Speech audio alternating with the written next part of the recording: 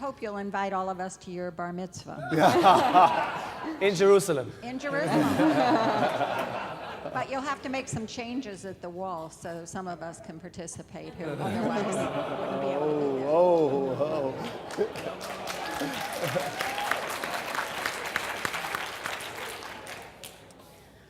Oh, I would like to ask you a question, Mayor Barkat.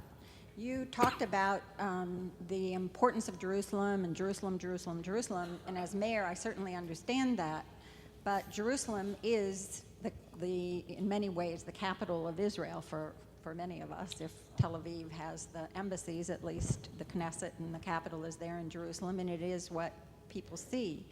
Jerusalem is a city of three peoples. It is a city of the Jews, it is a city of the Christians, it is a city of the Muslims. And you spoke earlier about the Jews and doing this for the Jews. And I would be really interested in hearing how, as a prominent capital in a mayor from the people who consider themselves to be the light unto the nation, how Jerusalem can be a more shared city, and how you would respond also in terms of thinking about Jerusalem's role in terms of the welfare of the country of Israel and peace in the Middle East. And I think that you were given a major challenge by our Secretary of State recently, who felt that the demolition of Arab homes, which we all know vastly outnumbers the number of permits, is not particularly helpful to the efforts to bring peace to that region. Okay, well, first, you have to realize that the vision that I've proposed is a common vision for three people. When you talk about bringing 10 million tourists to Jerusalem, the Arabs I talk to in East Jerusalem, the business people, love it. They realize it's a classic win-win, where when it rains on everybody.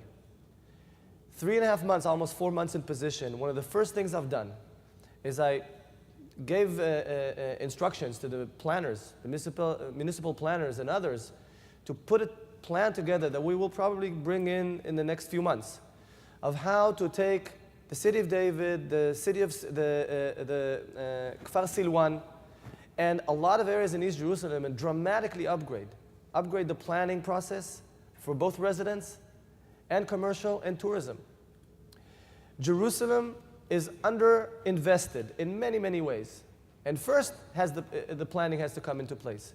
So I'm deeply involved in the planning process of how to develop Jerusalem to become a destination site for tourists. We need 30,000 new rooms, hotel rooms. A lot of them are going to be in East Jerusalem. The culture tourism industry, a lot of it is Arab employees. We are dramatically pushing and closing gaps in education system. We just opened a school 3 weeks ago, and we're pushing the government dramatically to invest in the quality of life of the residents of East Jerusalem. Now, demolition of houses is a different story altogether.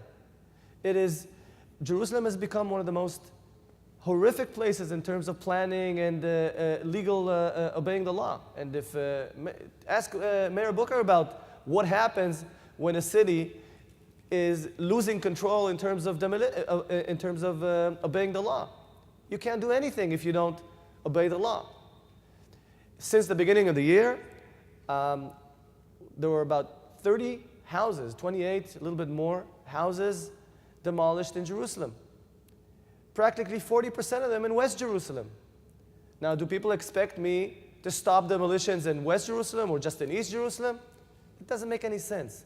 So there's a lot of political coupling which doesn't make any sense in Jerusalem. I'm decoupling it all, focusing on how to improve quality of life in West and East Jerusalem, how to increase law obedience in the city of Jerusalem in all parts.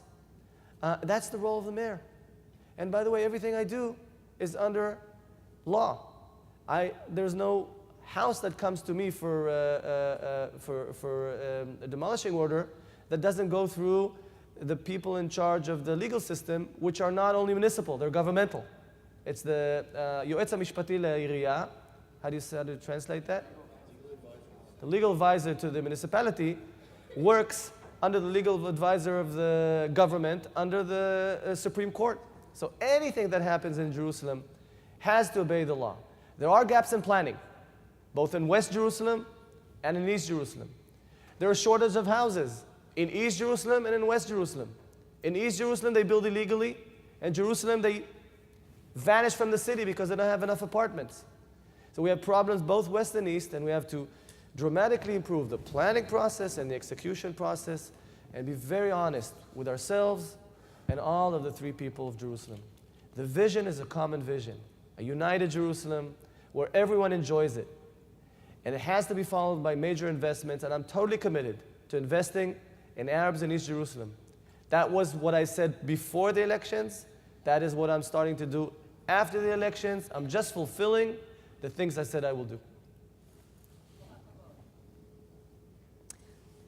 Unfortunately, I think we only have time for one more question. Any questions? Anybody but Shmuley, please. My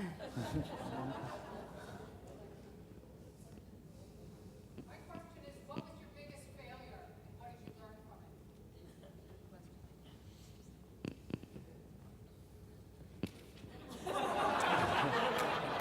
it? I could speak volumes. He's been in office for 3 months. I think you should cut him some slack. Unless you want to go back to your childhood, I'm sure there's some there. Oh, I don't know where to start. There's so many of them. I make the same mistake over and over again. I think when I go over to Shmuley's house for Shabbat, I keep thinking I can get out in an hour. Look, I've made a lot of failures, and some of them are very political. I am a big believer in coalitions, but I fought such a hard battle getting into office, and there were a lot of people who fought against me, and not reaching out quickly enough to those people who opposed me or fought against me, making the presumption that anybody who fought against me was corrupt. So there's a lot of those things about, again, the challenge I think in life is to live in accordance to your values. And I don't think I was evidencing my values in my first 6 months enough when I got into office to embracing individuals. I think the only failures I've had have been lack of faith in the people that I represent. I have a phenomenal city. There's such goodness there. There's such kindness.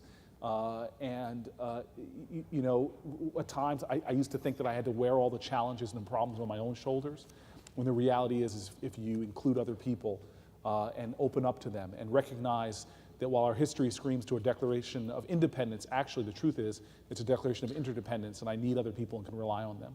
And the final thing I'll say is just to go back to my friend from the Moriah Foundation, is I have a lot of hopes and dreams for my city that actually I share when I look to Jerusalem.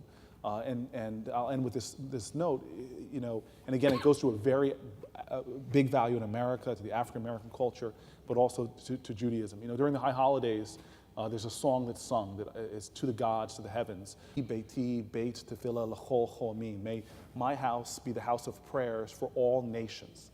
And it's really my hope for Newark, which is a diverse city, that we can be a home for all nations to live and evidence themselves, all differential peoples. And as a Christian, Jerusalem is my city.